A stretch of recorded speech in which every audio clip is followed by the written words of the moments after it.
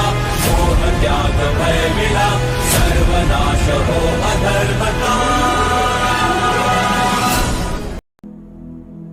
वयोवृद्ध राजा जनक बालक अष्टावक्र से पूछते हैं, हे प्रभु, ज्ञान की प्राप्ति कैसे होती है, मुक्ति कैसे प्राप्त होती है, वैराग्य कैसे प्राप्त किया जाता है, ये सब मुझे बताएं। श्री अष्टावक्र उत्तर देते हैं, यदि आप मुक्ति चाहते हैं तो अपने मन से विषयों वस्तुओं के उपभोग की इच्छा को विष की तरह त्याग दीजिए। क्षमा, सरलता, दया, संतोष तथा सत्य का अमृत की तरह सेवन कीजिए। आप न पृथ्वी हैं, न जल, न अग्नि, न वायु अथवा आकाश ही हैं। मुक्ति के लिए इन तत्वों के साक्षी चैतन्य रूप आत्मा को जानिए। यदि आप स्वयं को इस शरीर से अलग करके चेतना में विश्राम करें तो तत्काल ही सुख, शांति और बंधन मुक्त अवस्था को प्राप्त होंगे। आप ब्राह्मण आदि सभी जातियों अथवा ब्रह्मचर्य आदि सभी आश्रमों से परे हैं तथा आंखों से दिखाई न पड़ने वाले हैं। आप निर्लिप्त, निराकार और इस विश्व के साक्षी हैं, ऐसा जानकर सुखी हो जाएं। धर्म अधर्म, सुख दुख मस्तिष्क से जुड़े हैं, सर्वव्यापक आपसे नहीं। न आप करने वाले हैं और न भोगने वाले हैं, आप सदा मुक्त ही हैं। आप समस्त विश्व के एकमात्र दृष्टा हैं, सदा मुक्त ही हैं। आपका बंधन केवल इतना है कि आप दृष्टा किसी और को समझते हैं। अहंकार रूपी महासर्प के प्रभाववश आप मैं करता हूँ ऐसा मान लेते हैं। मैं करता नहीं हूँ, इस विश्वास रूपी अमृत को पीकर सुखी हो जाइए।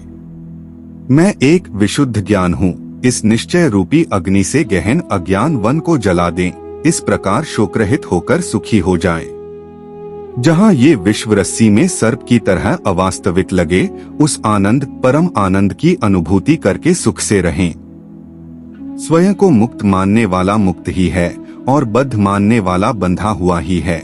यह कहावत सत्य ही है कि जैसी बुद्धि होती है वैसी ही गति होती है। आत्मा साक्षी, सर्वव्यापी, पूर्ण, एक, मुक्त, चेतन, अक्रिय, असंग, इच्छा रहित एवं शांत है। भ्रमवश ही ये सांसारिक प्रतीत होती है। अपरिवर्तनीय, चेतन व अद्वैत आत्मा का चिंतन करें और मैं के भ्रम रूपी आभास से मुक्त होकर बाह्य विश्व की अपने अंदर ही भावना करें। हे पुत्र, बहुत समय से आप मैं शरीर हूँ इस भाव बंधन से बंधे हैं। स्वयं को अनुभव कर ज्ञान रूपी तलवार से इस बंधन को काटकर सुखी हो जाएं।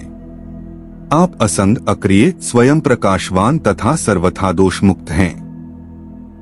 आपका ध्यान द्वारा मस्तिष्क को शांत रखने का प्रयत्न ही बंधन है।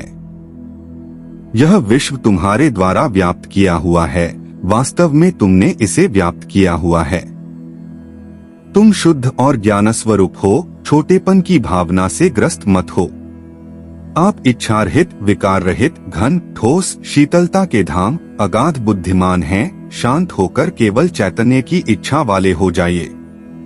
आकार को असत्य जानकर निराकार को ही चिरस्थायी मानिए। इस तत्व को समझ लेने के बाद पुनः जन्म लेना संभव नहीं है।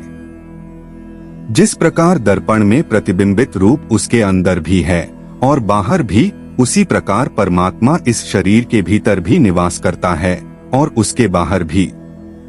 जिस प्रकार एक ही आकाश पात्र के भीतर और बाहर व्याप्त है, उसी प्रकार शाश्वत और सतत परमात्मा समस्त प्राणियों में विद्यमान है।